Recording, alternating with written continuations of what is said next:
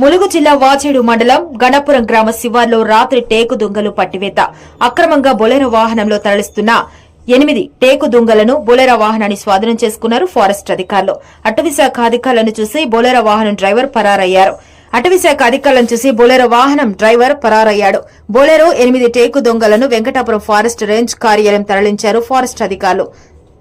ఇక టేకు దుంగలను స్వాధీనం చేసుకున్నారు. టేకు దుంగల సుమారు విలువ 1,30,000 రూపాయలు ఉంటుందని అంచనా వేస్తున్నారు పోలీసులు. ఇక బీజాపూర్ జిల్లా కొత్తపల్లి అటవీ ప్రాంతం నుండి వెంకటాపురం మీదుగా వస్తున్నట్లు సమాచారం. ఇక కేసు నమోదు చేసి దర్యాప్తు చేస్తున్నారు ఫారెస్ట్ అధికారులు.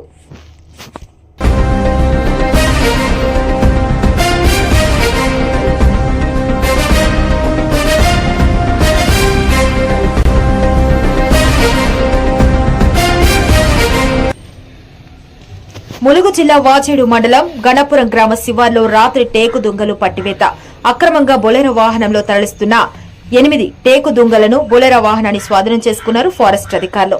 అటవీశాఖ అధికారులను